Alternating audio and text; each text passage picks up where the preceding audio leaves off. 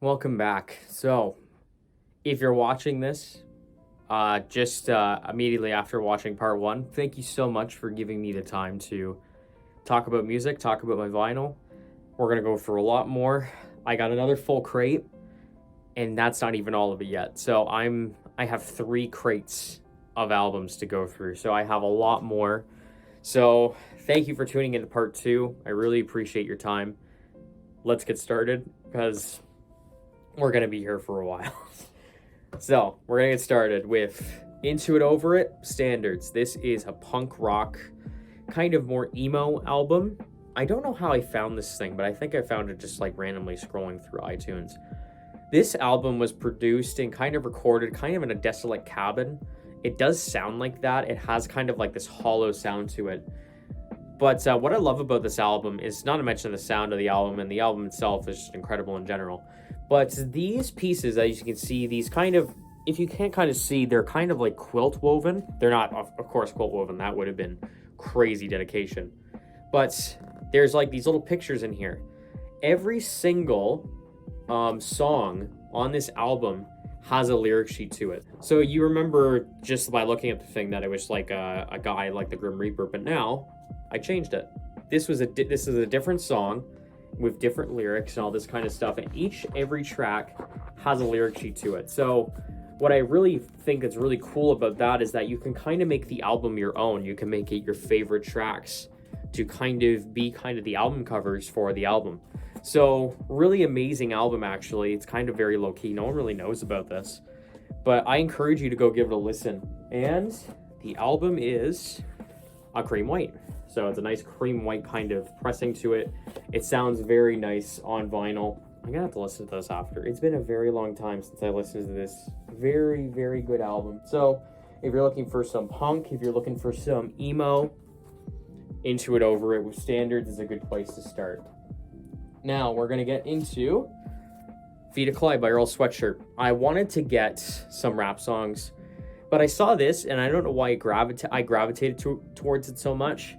Maybe because East was becoming a meme, and the fact of having this album on vinyl was a meme in itself. So it's just like, you know what, sure. And it does add the bonus tracks. I believe it's 2 more. It makes the album do sound quite nice. I thought in this point of Earl's career, I thought I wouldn't like the sound that he was going for on this album. But the more I listened to it, the more that I actually like this sound a lot, to the point where I listened to Sick, and it's the most mainstream sounding Earl has ever been. And I don't know, maybe it's because I much preferred Earl to be in this lane of weirdness. But this album as a whole, I think, is honestly quite underrated, and I love the sound of this thing. It's so lo-fi, it's so abstract. Just a standard black vinyl. However, there's an etching of Earl Sweatshirt, Feet of Clay, and then you have the statue in the middle. So a very nice detail when you don't have a full album to kind of put onto a pressing. So you take advantage of the free real estate, and you give the ability to put some amazing etchings and stuff and more details onto an album. So Earl Sweatshirt, Feet of Clay, one of my favorite rappers of all time, period. Earl, Mac, and Tyler.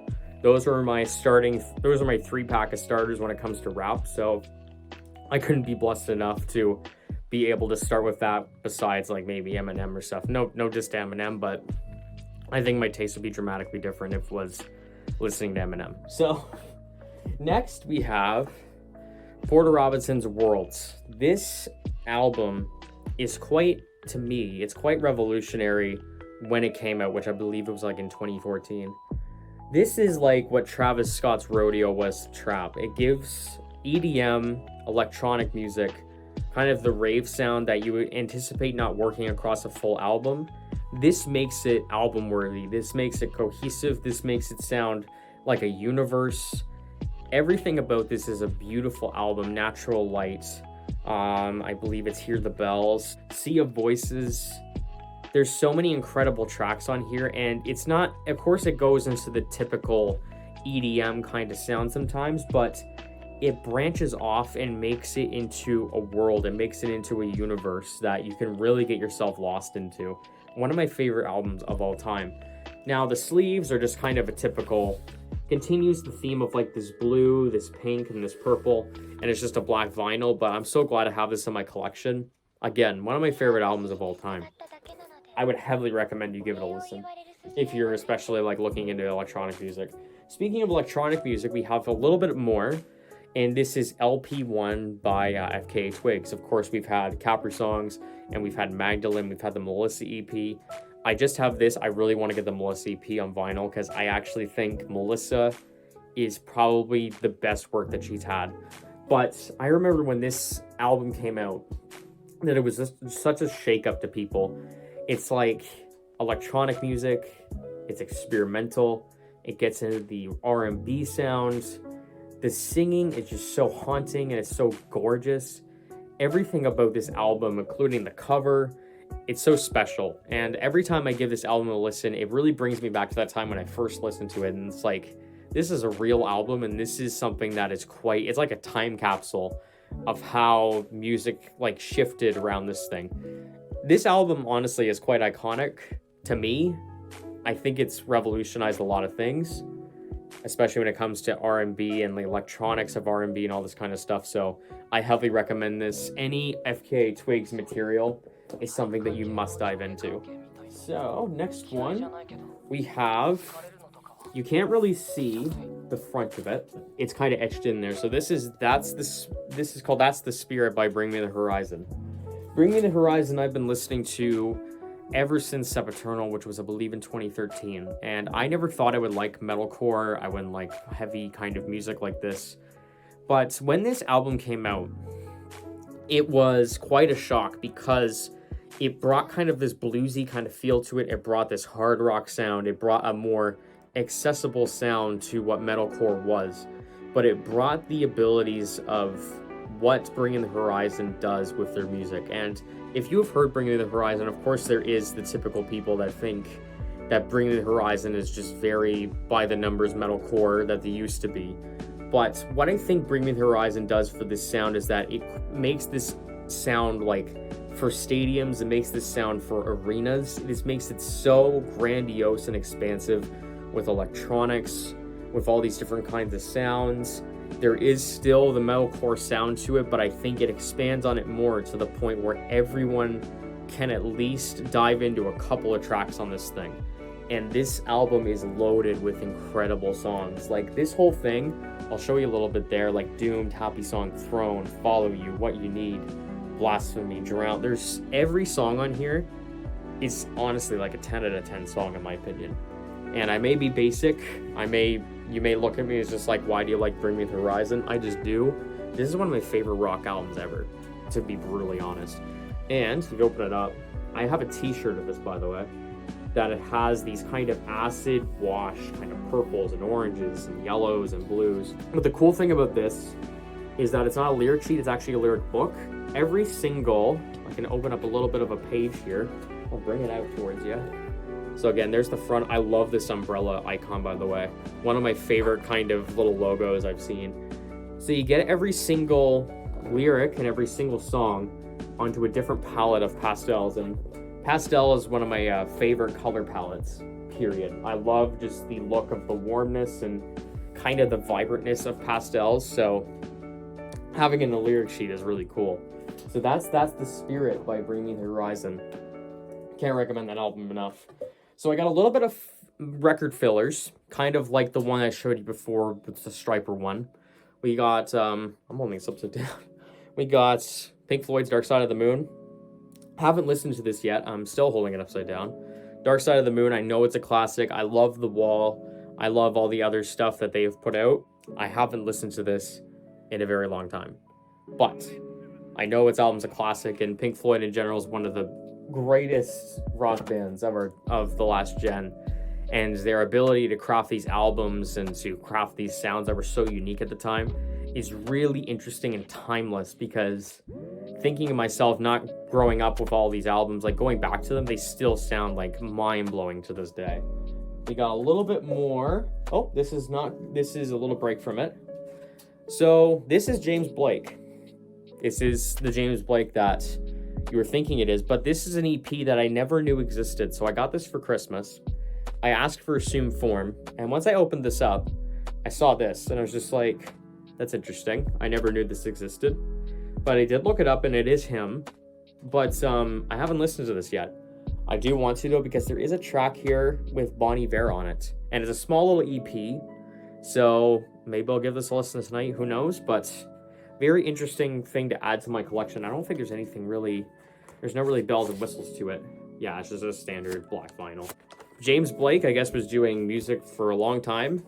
And I never knew this existed. So that's a little bit of tidbit information for me. Now this one was the first ever vinyl I ever purchased. I remember I walked about 3 hours to go find this thing because I knew it was in the record store, and I was really into De La Soul at the time, and that's De La Soul and the Anonymous Nobody. I remember this album when it was being released, that it was all like crowdsourced. It was all, I think it was a Kickstarter thing to get the album fully produced and fully released independently. And I know the issue that De La Soul has is that with sample clearances, because a lot of their material has a lot of sample clearing issues. And I think with the ability to do a Kickstarter, they took all of the sounds that they wanted to do and they did it all live, and they did it all so that way they didn't have to worry about that. And the sound of this album is very regal. It's very elegant. I love the sound of this thing, particularly when you look at royalty capes, when you look at propertyofspitkicker.com, you do have the bangers on there, like the song I just mentioned. You have the songs like Trainwreck. You have so many amazing songs on here that I love this album. It's been a very long time since I've spun this. There's a poster of it on my wall. And another cool thing about it, I'll show you the gatefold there. Nice little bits and pieces of every single person in the rap group just giving their thanks or whatever. And then the pressing, if I can get this out here, is kind of like a muted kind of, I guess, yellowish kind of white to it. So it's not as transparent. But when I got this pressing, I was just starting off my vinyl collection, as I was saying. So when you pick up an album and you're expecting more of like a black sleeve or like a white sleeve of a black vinyl, you're expecting more of the typical stuff that you would experience with a record, like just buying it for the first time. So when I got this and I saw the white sleeve and I saw all the details inside of it and all this kind of stuff, and when I managed to get the record player finally and spun it for the first time, the appeal of record collecting just was so addictive at that point. Once I got this, once I spun it, once I looked at all the details, it's like, I need to find out more of what's all to do with all this. And as you've seen from my entire collection, vinyl collecting and vinyl, like anything, has so many bells and whistles to it. While it is a more expensive kind of hobby, I'll say that much, there's so much reward when it comes to getting these albums, blown up images, the actual recording of being able to actually sit down with it. You actually have to sit down and turn it over and all this kind of stuff. The whole process and the whole appeal of vinyl is so incredibly interesting to me. So I'm glad that album was the one that introduced me to all this kind of stuff. Another incredible package is Jadens Iris. This is one of my favorite albums. This was my favorite album of 2019. I think this album dropped. The sound of this album is amazing. I know that Jaden's family, of course, is rich, but when you get the benefit of how this album sounds, when you think of the Pink trilogy, when you think of Noise, when you think of Summertime in Paris, when you think of On My Own, the production on this album is immaculate. And once you actually get into the story of this album, I think the lyrical content is pretty nice. So you get a little bit more of the kind of story that's going on across this entire album. Again, this is kind of the darker side to Sire. Be interesting to have Sire on my collection. And the cool thing about this, I love pink. So it's pink sleeve, but the record is also pink. It's a nice kind of, more of like a lighter pink, more of a pastel pink. Incredible album. I was so impressed when I listened to this for the first time. And when I listened to it and when I sat down with it a couple more times, just like, dang, is this album as good as I think it is? And it is. Like, I can't recommend this album enough. Jadens, well, it used to be Jaden Smith, but Jadens Iris. More record builders. Grassroots, one of my wife's favorite bands. I found out that these guys, they weren't really a band per se. They were if you think of like a label if you're in a label and you're kind of in a brainstorming room and you're thinking of songs to write, you have all these songs like in a brainstorming session. These were basically a band that was inside the label that would produce and perform the songs that the label executives would make for them. So they really didn't make their own material. They actually did the stuff that was given to them. They were basically like, I don't even know how to describe it, but they basically were a placeholder band in a label that they just kept doing stuff wherever it was given to them. From what I've heard, though, it does sound very good. Of course, if the label is giving you stuff, it's not going to be terrible music. So really nice, just kind of classic rock sound to it. I'm not a classic rock person. I am getting more into it, however. This is another one. April Wine. I believe this is more, I think this is Canadian. I'm not sure, but this is one of my wife's favorite bands also. Just kind of typical stuff going on there. Keep going here. This is an artist called Donovan. I think this is the album. This is the album I remember when I was dating my wife at the time. And I remember that we sat down in the exact same room that we are right now, and we listened to this record. And I remember this record fondly because I took it to the place where I was going to propose to Caitlin, and I did. And I was able to have this playing in the background as the proposal was going on, all this kind of stuff. So this album, while I don't remember a lot from it, it does carry a lot of importance to the point where I'll probably get this framed, even though I haven't listened to it in a very long time. But a very special album, and Donovan in general kind of carries that kind of folky sound. We got some more Donovan as well. Just keep going here because we have a lot to go through.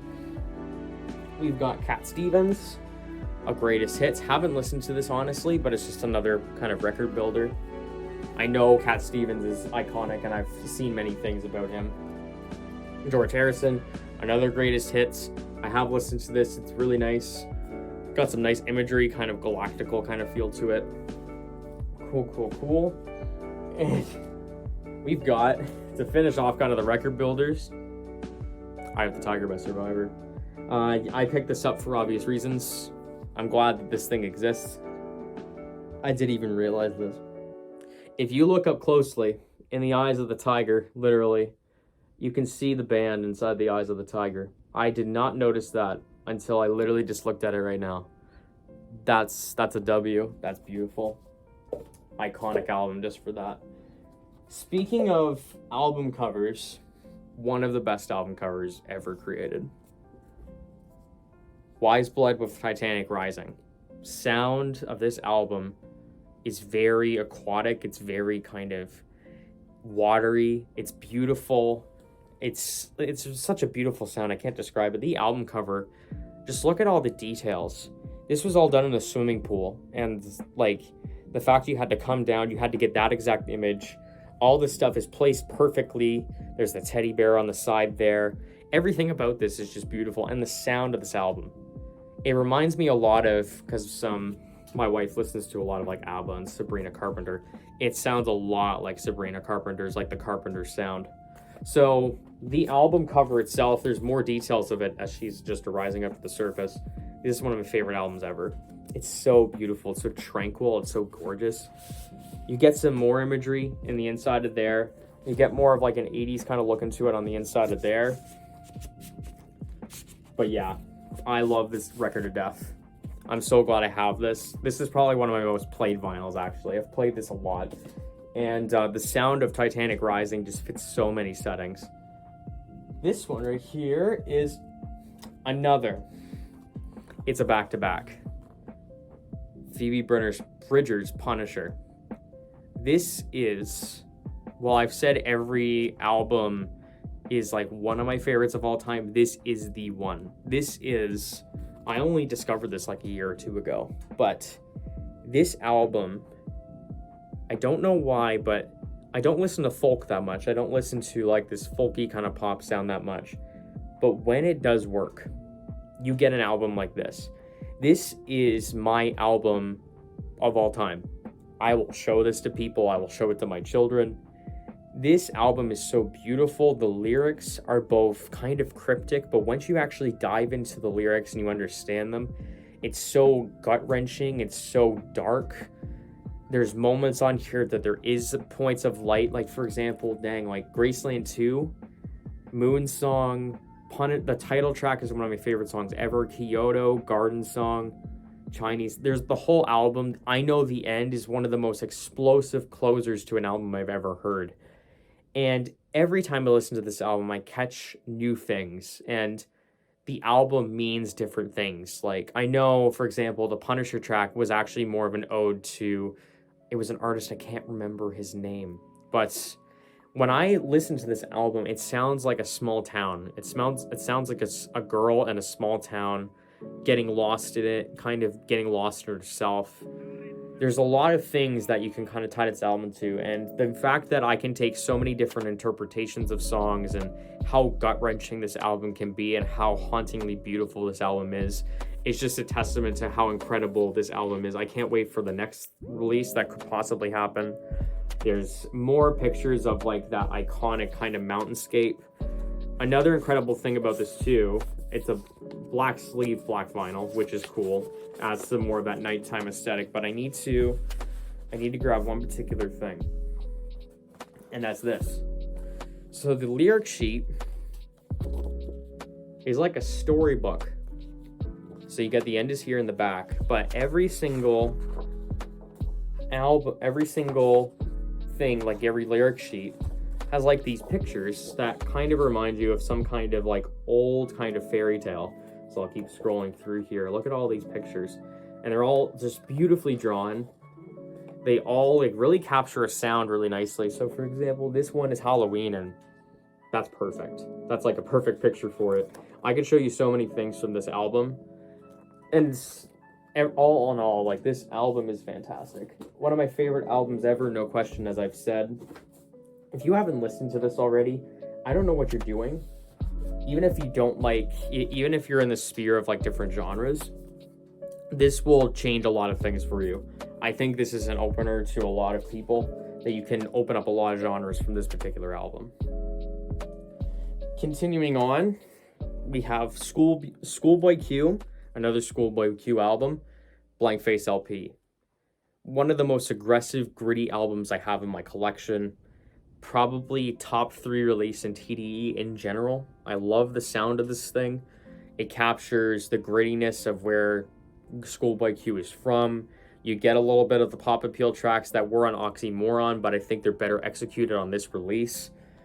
When you got Groovy Tony Eddie Kane, when you get Whatever You Want, when you get By Any Means, there's so many incredible tracks on this thing. I could just go on forever. The cool thing about this this collection is that it's not a horizontal kind of gatefold that you would expect. It's actually a vertical. So you get the vertical picture of Schoolboy Q. I also didn't realize that Schoolboy Q is like 5'6". So if I was to stand beside him, I'd be close to his height. So just getting a little idea that maybe he's a small dude in this picture is kind of funny. This is the introduction of the black sleeve that I remember seeing, but the pressing of this is a yellow. It's a splatter yellow. It looks so good spinning on a record player. The bass on this is incredible. This is one of my also first ever pickups. I remember seeing this online. It's just like, and I was listening to the album so much when I was doing landscaping and mowing lawns or whatever. I remember my previous video, it said, this album goes stupid mowing lawns. And I was like, this is the dumbest line. I'm so glad I'm making another video. But Schoolboy Q, Blank Face LP, more of the blank face kind of imagery going on when it comes to the back there. Really great, gritty hip-hop album. Casey Musgraves, Golden Hour. My introduction to country. I don't like country still, but this album made the country sound so accessible, has the country pop kind of feel to it. I really didn't like Star-Crossed. There's a video talking about the mixing and mastering of that album in general. But this album is the complete opposite. This is so immaculately produced. This album sounds so warm. It sounds like a warm embrace. And you can just see that through all the pictures here. There's really nice imagery across this thing. And we continue on where I just love clear pressings. And this album is a clear pressing. Not a clear one, of course, but it's definitely a more white pressing. So This is another one where I've played constantly. This is an album that if you're just looking for a casual listen, where you can have something going on in the background, the Golden Hour album is something you can definitely go to. No frills, nothing that's going to jump out at you. Really great album, highly recommend it. Keep going. My hip-hop album of all time. I love when I pull these out, it's a surprise every time. King Push, Darkest Before Dawn, The Prelude. I like this more than Daytona. I like this more than It's Almost Dry. I like this more than My Name Is My Name. This is my number one hip-hop album of all time. And you're wondering, it's like, why? Why this album? Because this is a very kind of standard, kind of either run-of-the-mill, kind of more typical hip-hop album. But the wordplay that Pusha has on this album came out 7 years ago, and I'm still catching bars that I've never heard of to this day. This album is aging like fine wine, and I love that I love this album for it. There's so many incredible songs on here. The intro produced by Metro Boomin. You have Untouchable with the Biggie sample. You have FIFA that has the clip sound going through it. You have Sunshine where Push is able to subtract himself from the typical coke talk that's still all over this album, whether they talk about police brutality to all this kind of stuff. This is the album that kind of branched out Pusha to the point where he was more than just a coke artist for a little bit. I think this album is incredibly slept on. It's incredibly underrated. The 10 tracks are perfectly cut. There's nothing I would skip about this thing. All the features deliver, even ASAP and Kanye's just singing part, I think does incredibly well. This album is just pure hip-hop bliss. Like, if you're looking for something that does hip-hop to its most perfect extent, this is the album. Now, it doesn't have anything crazy going on with it. It has this very faded imagery to it, which kind of adds to the look of this thing. And I think it's just a standard white sleeve black vinyl, but this is another album I'm considering to just frame, because this album is aged so well with time that I can't wait to show it to people, especially down the road. Incredible album. I'm so happy I have that in my collection. Continuing on, we have a live album. There's going to be another live album, but that live album that I'm going to be discussing is going to take 5 to 10 minutes on itself to look at. So this is Need to Breathe, live from the woods at Fontenelle. This live album is so immaculately produced and mixed. It sounds gorgeous. And Need to Breathe is kind of a more kind of folk rock kind of artist that's more in kind of that Christian kind of genre that I was talking about before with the King's Kaleidoscope record. But the sound of this album is fantastic. And it's kind of a greatest hits. So if you're looking for a nice folk rock and kind of pop rock kind of album, this is a great way to introduce yourself, because everything is so immaculately produced, especially for a live album. And you get a little bit of an idea of where the setting of this thing was. It's literally in the middle of the woods. So you get the whole thing there. You get the picture of the moon and all this kind of stuff. You got some more stuff going on here. So you have records side A and B in the back here. And I think it's just a standard white sleeve black vinyl. But one thing I could definitely say is that if you want to give this a listen to the recording. The recording of this is so good that you hear every single detail, especially when you consider it's outside. I can only imagine getting the acoustics and stuff for an outside kind of live album. It's close to impossible to get right. We're getting into Kendrick now. Kendrick Lamar's Damn. This album hasn't aged for me well over time, but I still will say I love this album. I love the time that this came out, that every single time that Kendrick releases, it gives a new perspective on who Kendrick is. And this gave a little bit more of a personal look to it, while there is a lot of introspection when it comes to America, politics, police brutality, all this kind of stuff. This allowed for a little bit of an opening into the more personal aspect of it that we got on Mr. Morale that fully opened the door to that. But there's too many iconic songs to name off this thing. As much as this album hasn't aged well, in my opinion, I still believe that this album is a classic. You got DNA, you've got Ya. Ya is one of my favorite Kendrick songs, period. You got Elements, you've got Lust, you've got XXX, you got Fear, you got Duckworth. The whole album is just front to back. There's bangers on this thing. And Kendrick is still one of my favorite artists ever, and I still heavily appreciate this album. Dang, there's so many records. This is a fun one to talk about, just for a little bit of a break. So this is from an artist named Milk and Bone. I believe they're a Canadian electronic duo. And I got this. This is limited to 500 pressings. And I was like, cool, bet. I'll listen to it, because I did listen to one of the Milk and Bone albums from a long time ago. When I got this thing, I'll show you a little bit of the damage that you can see it from here. That's how it arrived. So this was already a bad sign. It's broken on that side. You can see there's other stuff here, but it's not as bad. The corners are bent, but that's just more typical wear and tear. So already off to a bad start. It was already broken. But when I actually played this thing, like, the sleeve on it is nice. I do like kind of the orange to it and all this kind of stuff. Of course, it's an EP. There's only a couple tracks. But the pressing on this thing, you can't really see it, and I can't really describe it to you. I can't show it to you physically of how bad this record sounded. But when I put this thing on, it skipped the first 2 seconds, and it skipped every single time.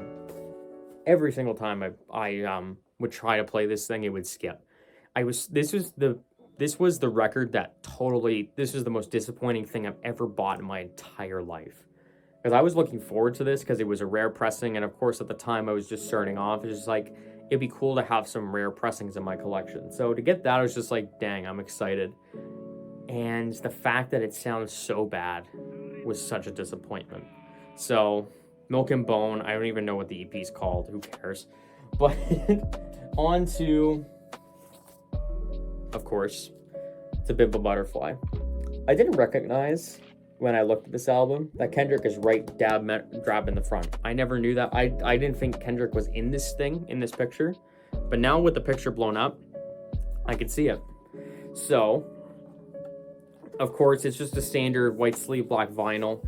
You do get the aesthetic of kind of the scribbles and all that kind of stuff across it. We all know about this album. It's a classic. It's one of the best of all time, no matter what discussion that we have about it, if Kendrick is overrated and all this kind of stuff. This album's going down as one of the best hip-hop records ever created. You get these little bits. Of course, you get the production credits, but I'll put it up closer here. You can see that there's a little bit of gold accents, kind of like braille to it. That's kind of laced throughout this thing. So there's a nice little bit of details. Listening to this thing on vinyl, it sounds so heavy. The pressing of it is such high quality. This album was made to be put onto a record. If you don't know what I'm saying, buy the record yourself. Give it a listen, because goodness, this sounds immaculate on a record player. And I just have like a typical like Audio-Technica LP60X. Like, I don't have anything crazy setups or anything. I have this incredible Philips kind of speaker system from the mid-2000s that sounds incredible. But even that like allows for this album to sound almost fully different, sound full, and sound so incredible. One of my favorites, of course. The Neighborhood. The Neighborhood wiped out. I haven't liked many Neighborhood albums. Their newest album is an absolute snorefest. The album before that was another snorefest. Their introductory album was pretty nice, but this is kind of the peak of their sound. And if you can look at the album cover, that's kind of the sound that you're going to expect. It's kind of washed out. It's kind of almost like a surf rock, kind of surf emo rock kind of sound that does lend itself very well to the sound across this thing. I love Daddy Issues, Greetings from California, R.I.P. to My Youth was a single that I loved, Ferrari. There's a lot of great songs on this thing, and really an underrated album of the 2010s if you're looking for that nice kind of surf rock sound that's kind of washed out and kind of more bleaker sounding.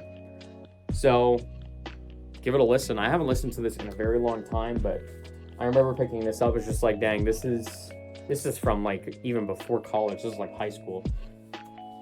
Miramasa, self-titled. Really nice electronic album. You get amazing features across this thing. You get a feature from A$AP Rocky. You get Charlie XCX on here. You got Christine and the Queens, which is second to none, is an incredible song. It sounds like an N64 game made into a full entire song, and it's modernized for the age that this album came from. You get Designer. Designer is on this thing, and Designer sounds really good on it, by the way. you get a lot of great sounds on this album. It sounds kind of walky. It kind of reminds me a bit of like the producer kind of albums were kind of a really cool thing that happened kind of in the 2016, 2017 era, when you had Katrina 99.9, you had Flume, you had this. So it was a really cool time that you had producers making their own albums, and it was kind of a nice wave that was coming around at the time. It's a standard white sleeve black vinyl, of course.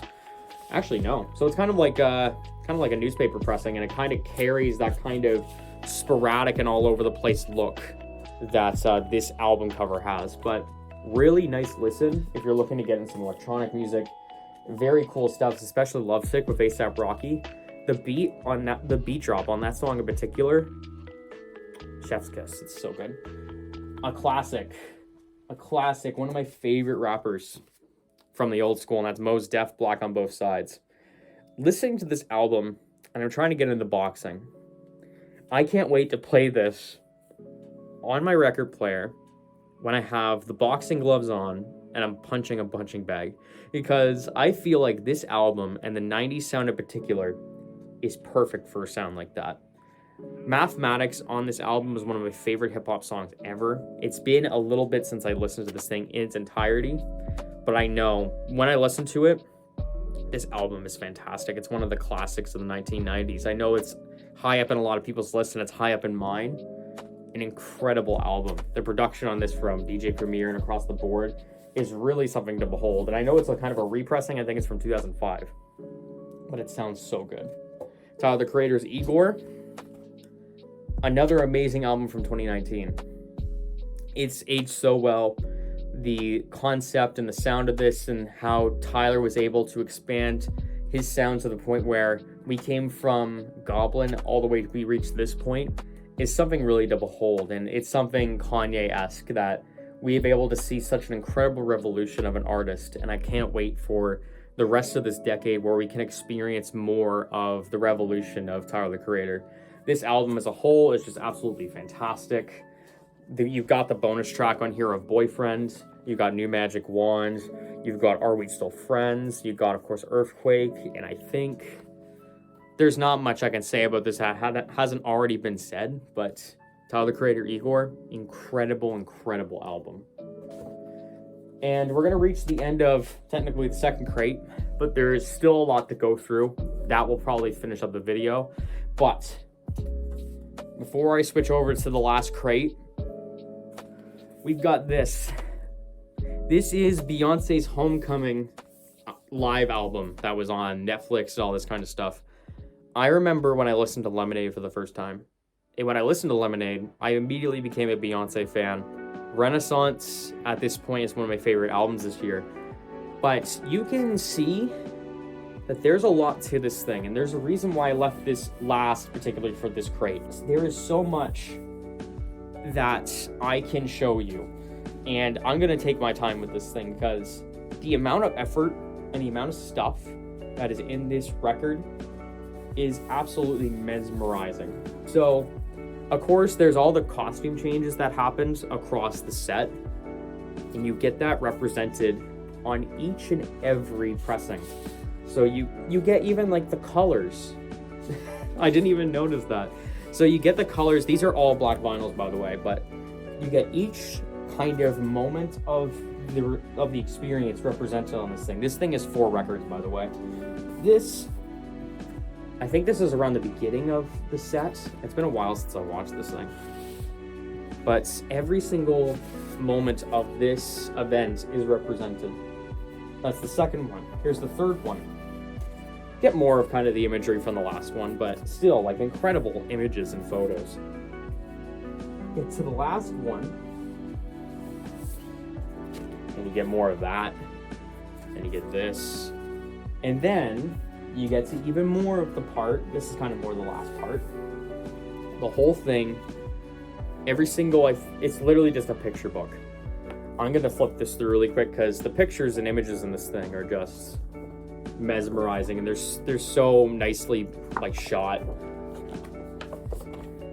And of course these are on like the record sleeves and stuff, but getting to see these fully realized, and you get of course a little bit more of extra pieces to it.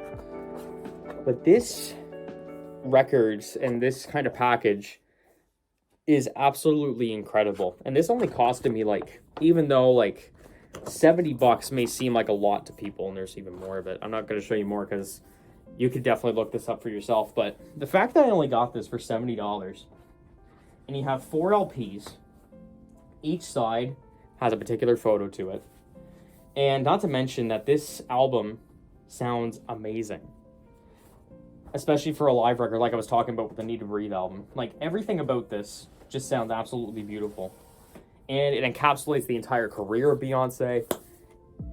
I can't recommend this album enough. If you want to give the time to actually watch the performance, I heavily recommend it. If you want to get kind of a starter pack when it comes to getting into Beyonce, this is definitely a way to do it. Give me a second here. I'm going to put a pause onto this video. I'm going to make a new one, and we're going to do just a simple edit to the last part. Finally, the last crate. We're just going to get started because I've been here for a minute. This is the Cars with Panorama. So I believe this is a Canadian artist, and I believe, who is the guy? I'm trying to remember who this guy is, but I believe this guy has produced a lot of Weezer's albums. I think his name is Rick Ocasek. So I believe this is his band. And I haven't listened to this much, but it is a nice 80s kind of rock sound to it. So don't have a lot to say about it. I think I particularly picked it up because I think the album cover is really nice. And you get a little bit more in the back there. So kind of just more of like 80s sound going on there. Next one we have is Simon & Garfunkel, Greatest Hits. I love me some Simon & Garfunkel. Some nice kind of folk and all this kind of stuff. I don't have a lot to say about this either. It's another kind of record builder. But still, I love me some Simon & Garfunkel. Continuing on, I have Yay by Kanye West.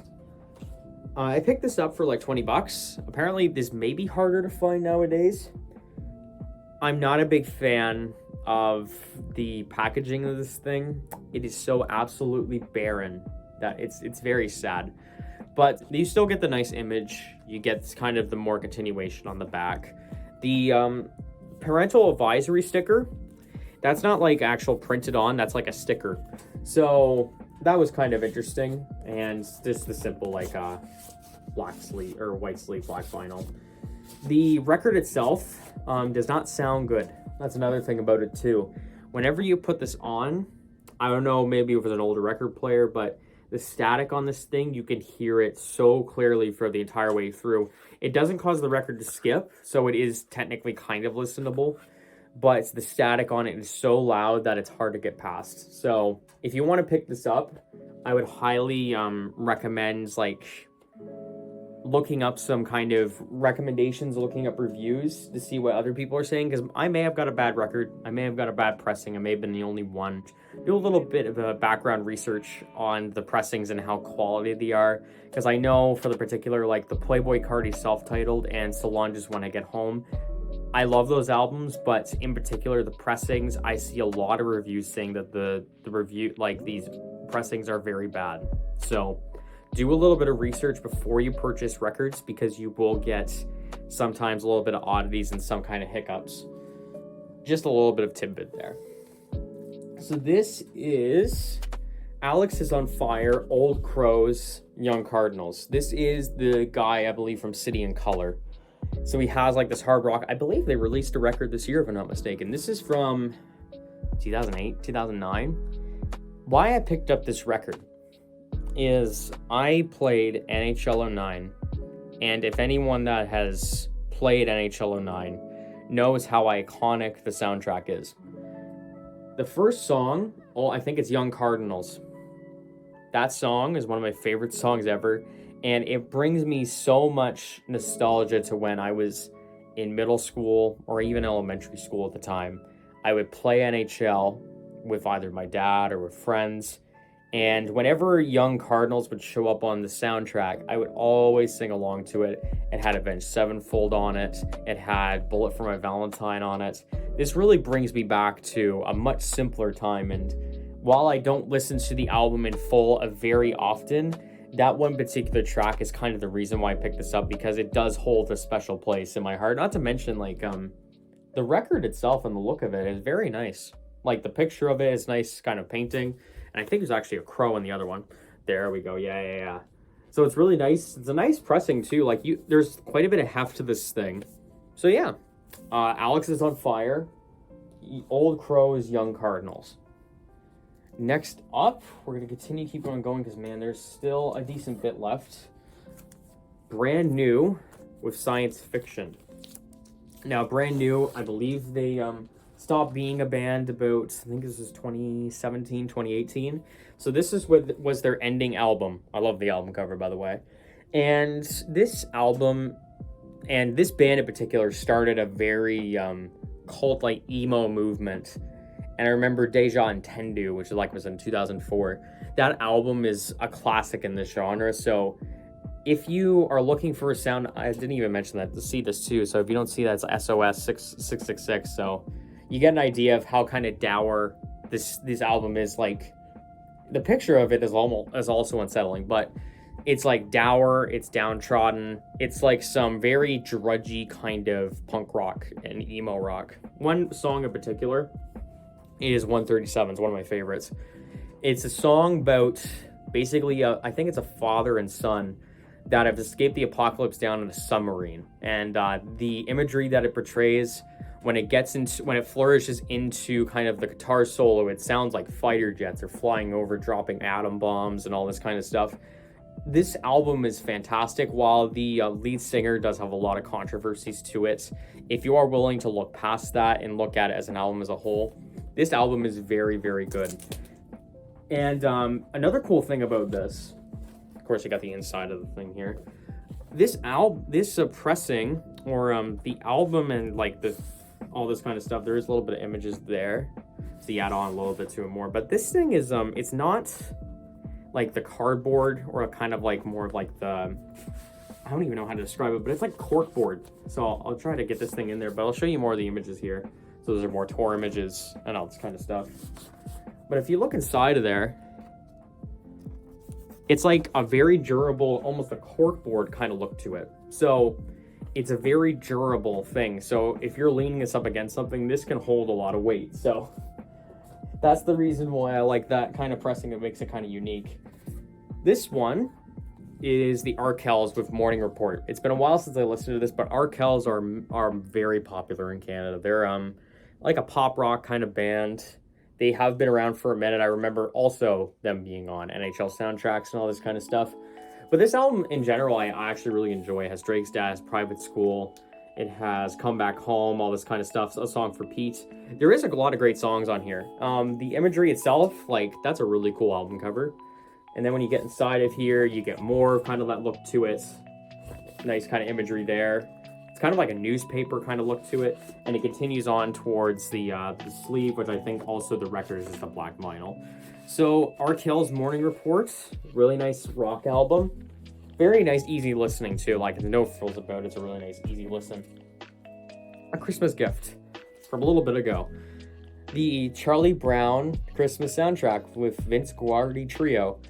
Very nice to just throw on just when you're in Christmas. It's a very novelty record, but it does sound very nice as background music. The Charlie Brown soundtracks are underrated, and they're so warm and they're so wholesome feeling. And the nice cool thing about this one too, you got Old Tannenbaum, you got like classic hymnals and all that kind of stuff from Christmas. And the pressing, it's like a Christmas kind of, you can see it almost through there. It's like a Christmas kind of green. The album does sound very nice on pressing. And it was a very surprising Christmas gift because I did not expect to get something like this, but I appreciate it because it does sound very nice, and I do play it every Christmas, so it does fulfill its purpose. And I also grew up on Charlie Brown, of course. Keep it going here. We've got Zola Jesus with a Kobe. I picked this up. It was only like $15. This is kind of, I don't even know how to describe this, but it is a decent album. I don't remember it much, but I remember it being like this kind of dark wave kind of sound, and it sounds quite interesting. It's an enjoyable album. It has been a very long time since I've listened to it. I mostly picked it up because I believe I saw a review of Fantano looking at it, and also the cover itself, I think, is very mesmerizing and very like gluggy. It reminds me of like sludge. So just in general, like, if you want to give it a listen, go for it. I can't really give a recommendation for this one. I do know that it is good though. I don't pick up bad albums unless it's more of a joke, because I was going to pick up Nav's Good Intentions on vinyl. Speaking of the producer albums I was talking about before, we have Katrinada's 99.9. The production of Katrinada is really fun. It's really energetic. It has kind of course, the EDM sound, but it sounds a little bit more like live, if you get what I mean, like more instrumentation to it. It sounds so good on vinyl as well. You got It Good with Craig David. You've got Drive Me Crazy with Vic Mensa. You have Glowed Up with Anderson .Paak. That's the first time I discovered Anderson .Paak. And of course, the imagery of it. Just look at this. I love this cover. It's one of my favorite covers ever. There's so many details. You have like this, you have the keys, you have the three eyes, you have all the fire going on. And then when you open it up, there's a sloth. And you get like all these cool little imagery pieces, and you get like this going on. There's so much going on in this thing. And what I appreciate about this, and the Need to Breathe album I showed had it as well. Instead of a download card, it actually had a CD. So you could put this, I have the CD in my car, so I love that. Instead of like, I know download codes are still cool to have, but I think they're becoming an outdated thing. It's cool to be able to have kind of a CD that you, even if you don't have a record player around, you can still have a little bit of the physical media to play it somewhere else. And I've played it in my car numerous times. Great album. Idols. I believe this is Ultra Mono. Really, really fun and really rambunctious kind of punk music. Very thrash kind of punk music. The sounds on this is also executive produced, or it's produced or kind of mixed and mastered by Kenny Beats, by the way. So this album sounds immaculate. The energy, the tenacity, the aggressiveness on this album, especially when it comes to the vocalist, is so much fun to listen to. This album is really fun to listen to when you're going for a late night drive, or when you're kind of just going out with a good pair of friends. Like, this is some good rebellious kind of punk rock, and you get a little bit of an idea. That's really cool too. And you can see the back here, and you're wondering, it's like, why is there a cabinet? So when I was looking into this album, it turns out the singer's dad is a cabinet maker. So for every particular song on this thing, he made a cabinet for each song coinciding with it. So if you look there, just a little bit, you can see there's a little bit of etched in Ultra Mono. But every single song has a cabinet made for it. And each cabinet, and this is very durable paper, by the way, it's quality stuff. And it says here, so I'm gonna read this to you. Introduction to the arts, so Nigel Talbot. The cabinet is harmonious, unifying oak structure with 12 compartments standing on a concrete and parquet tile. Foundations of brutalism. So Brutalism was the past album, or was one of their first albums, of the Pink of Joy. So I think the last album was a Joy as an act of resistance. So you get a little bit of an idea. So yeah, my dad has lovingly interpreted our album into his own art. The brief was to create a cabinet that housed our songs, something monolithic that was strong and unified, that embodied the essence of Ultra Mono, to accept you as you are in the moment with all your flaws and graces, experience all that you hold close, and then just be you, be loved, be one, be. So really cool kind of concept to it. And yeah, every single portion of this album has a little, it has a little description of the song without the lyrics, by the way. But every song has a little bit of a piece of a cabinet, or particular cabinets in general. So you have these cool little images here. I'll show a little bit more of it because I'm not showing the best on the camera. But you get the idea. Like, every single piece has an integral part to this album. The album was interpreted not in an audio way, but it was interpreted in more of like a hands-on kind of visual way. So that's a really cool kind of facet of this album that I really appreciate. One of my favorite records, I believe it was it of 2020? I think it was 2020 when this album released. But yeah, 2020. Great album. I love this album cover too. It's one of my favorites. I remember I posted on my my Instagram that I was loving the album, and the person that made the cover liked my thing, and I was so excited. So this is Trickspoint Never, and this is Garden of Delete.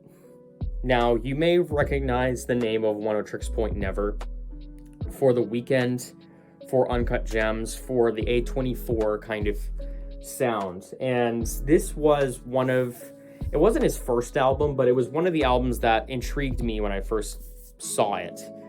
It's some very abstract electronic music. If you think Trickspoint Never, like in this context now, like when you think of The Weeknd and stuff, like if you think that's like a little odd, there's a little bit of pieces that are a little strange, which don't really show up in The Weeknd's music, but this is some off-the-wall experimental electronic music. So you get a little bit of more pictures in here, and I believe the sleeves are nothing crazy. It's just more of like kind of more like this squiggly art kind of images to it. But this is some very like challenging electronic music, but it's definitely worth it. I think it has some incredible moments across the album. Moving on, we do got some Elvis. This is more of a record builder, but it still has the wrapping on it, which is quite incredible. This was pressed in 1973, so this may be worth something. But of course, it's Elvis. I know the new album. I knew the new movie came out, so that's kind of interesting. We have, oh dear, we have it. Travis Scott's Rodeo.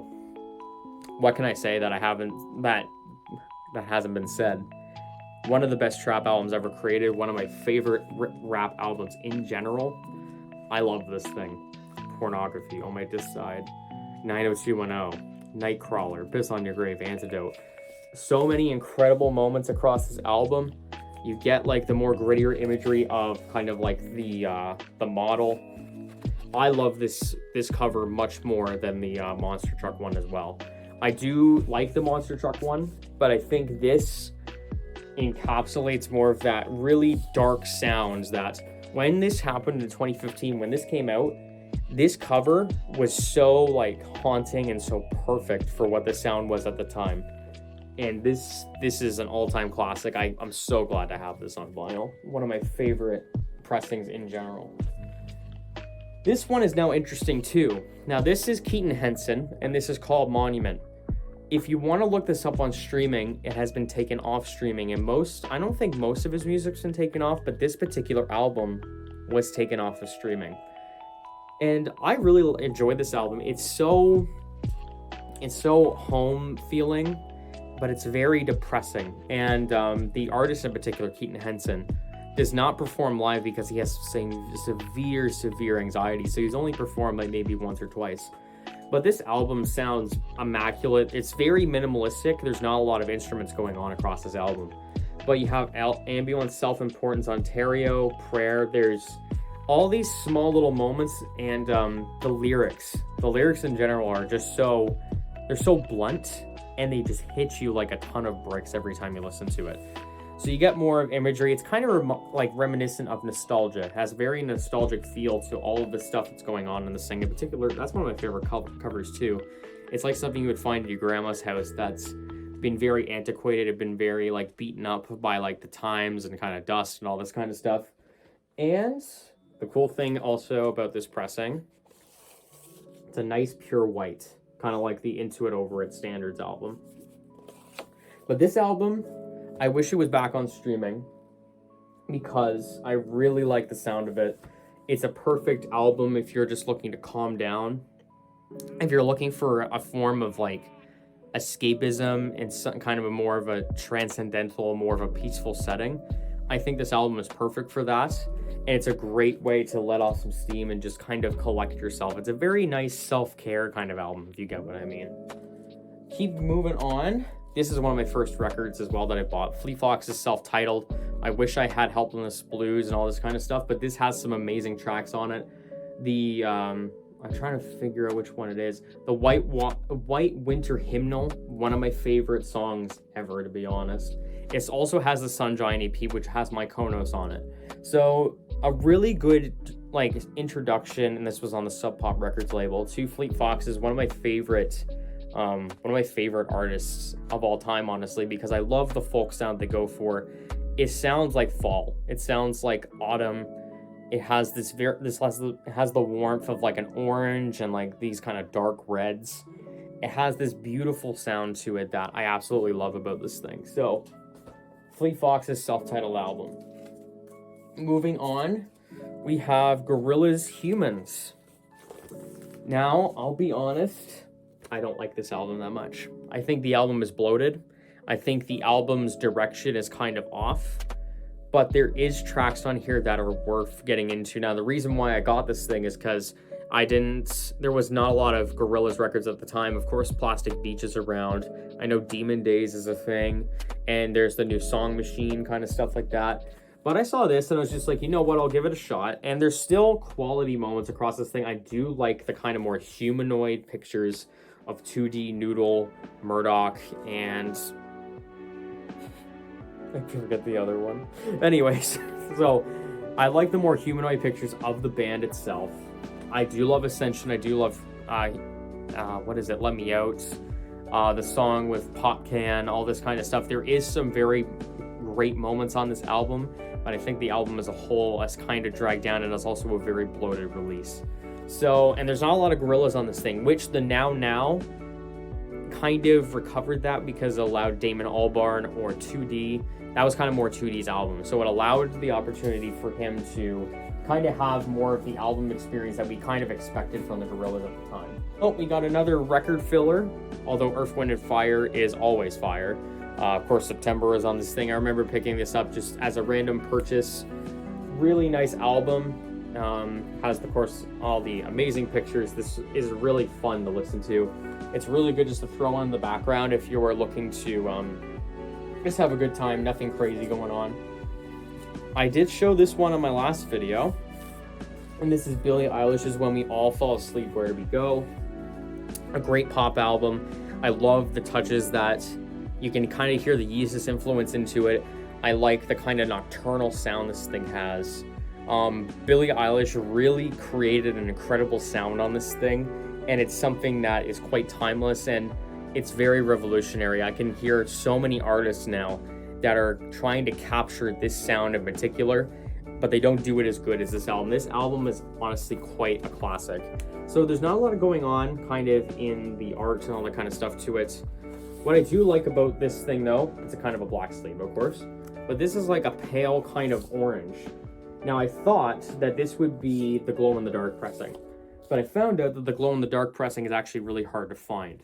But I'm glad that even still, I don't have the glow-in-the-dark pressing. I have kind of the more colored pressing of this, and the muted orange kind of fits it in a weird way. So When We All Fall Asleep, Where Do We Go?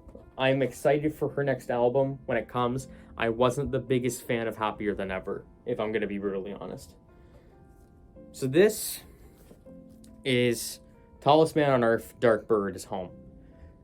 Probably another contender for one of my favorite albums of all time. The reason why is this is a Swedish artist, by the way, Swedish folk artist, and the voice is very reminiscent of Bob Dylan. What I love about this album, however, is I grew up in Nova Scotia, which is a very kind of maritime, like fishing boats, all this kind of stuff, a very rural community. And it has this kind of sound of like bluegrass and hillbilly kind of sound. What I love about this is that it kind of captures that for me, particularly in the song like Timothy and Singers and Sagres or Sagres. It really captures the sound of where I used to come from. And it's so elegant, it's so beautiful.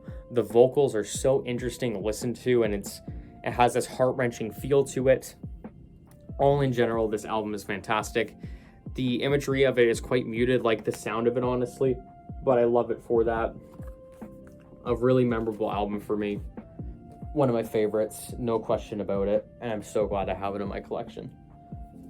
Moving on to another one that introduced me into hip-hop back in 2014, 2013. J. Cole's 2014 Forest Hills Drive. So many iconic songs of this thing. Love Yours. Trying to think of some other ones. 03 Adolescence. Fire Squad. A Tale of Two Cities.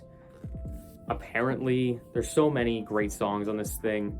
Standard black vinyls, but you do get more imagery of kind of like where this album is taking place. Of course, 2014 Forest Hills, so you get a little bit more imagery of kind of the area and kind of where this was taking place, so you get more pictures of the location, all this kind of stuff. So it's really nice to get a little bit more into the ability to look into the universe of where this album took inspiration from.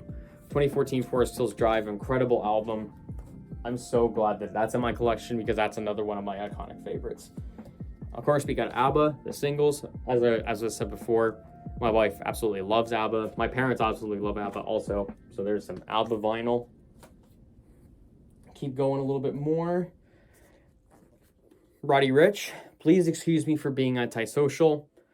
One of the better trap albums of the last decade. And Roddy Ricch, while he hasn't been able to encapsulate the sound that this album had at the time, this album right now is honestly like every single song hits. And Roddy's personality when it comes to vocal melodies and also the lyrical content as well. Like, there is amazing stuff on this album that I heavily appreciate.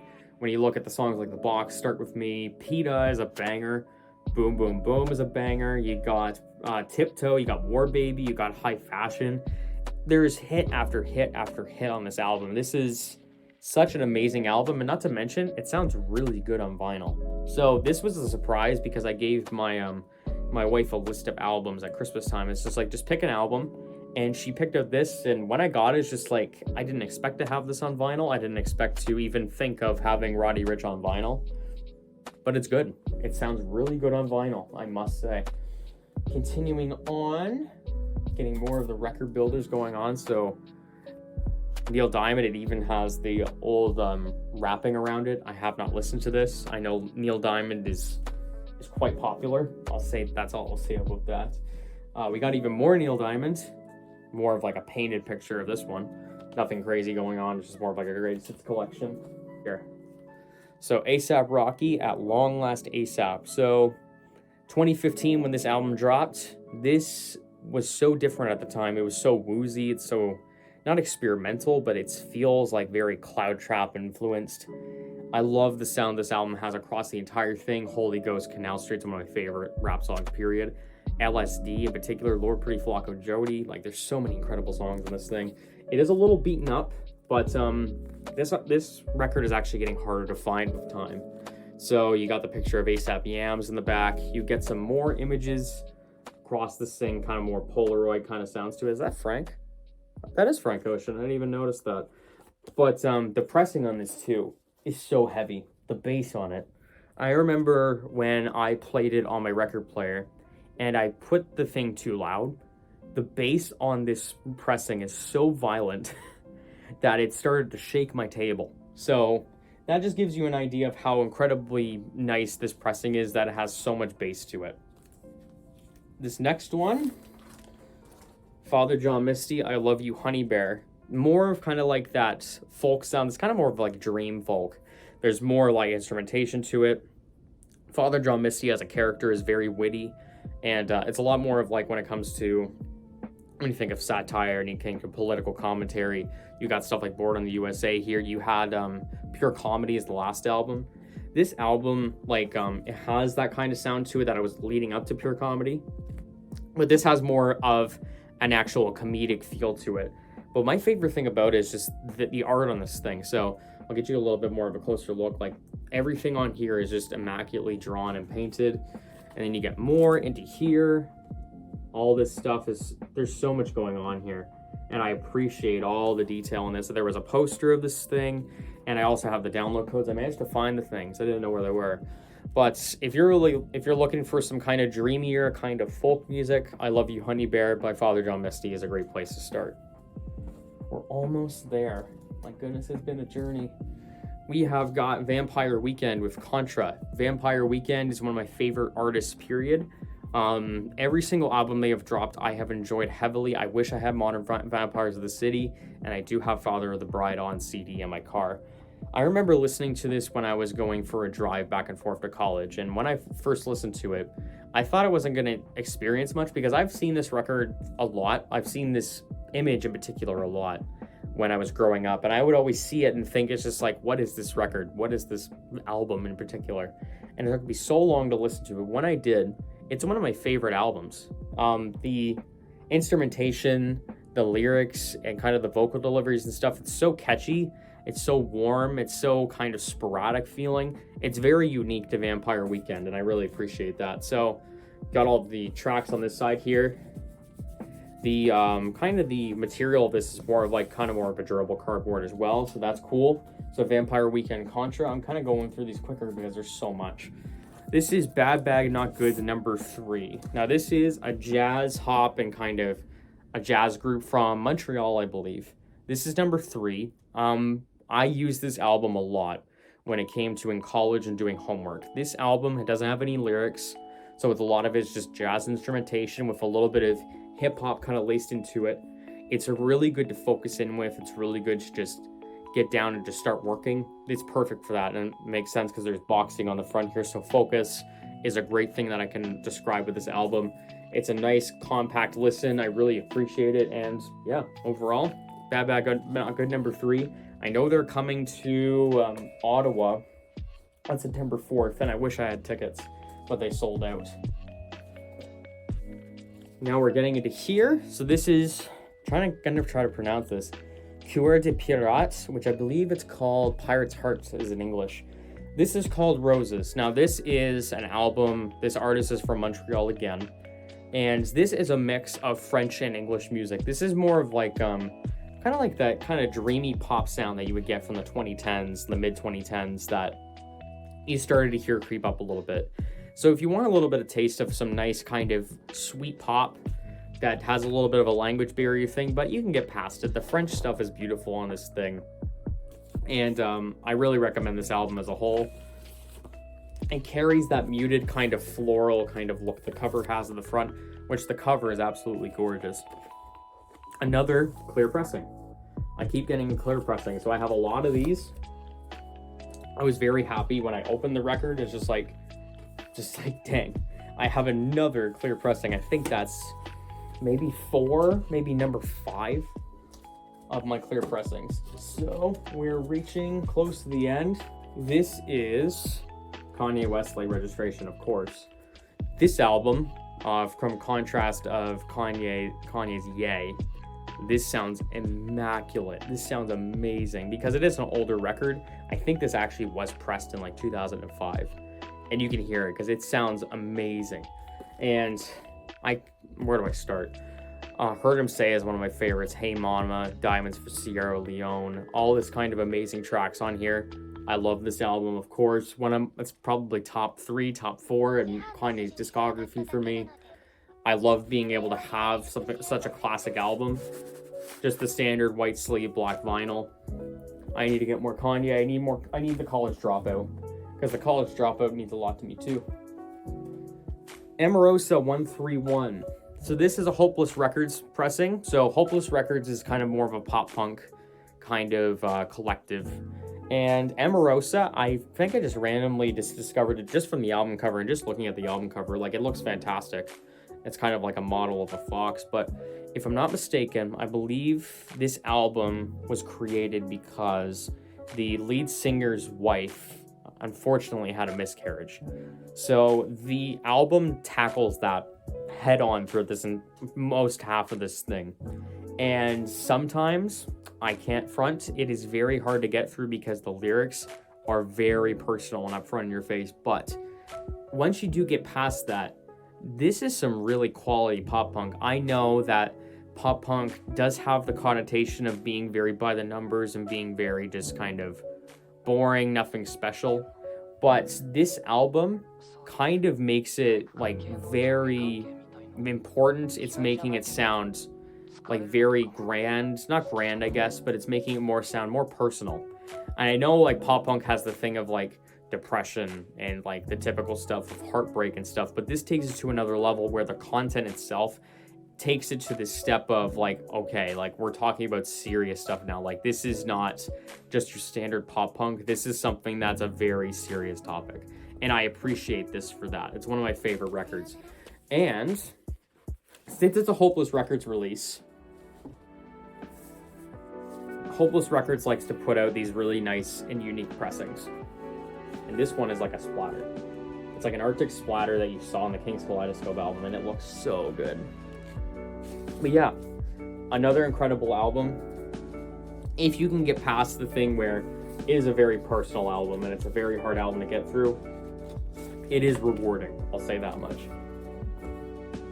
Next one here More of the record builders. You got Andy Kim. If I haven't heard this album, I can tell a little bit that someone did a little bit of doodling on it. There was also a tag on this thing on the guy's nose, so it's definitely an older one, that's for sure. When you get to also here, you get some more Donovan. There's a lot of Donovan in this collection.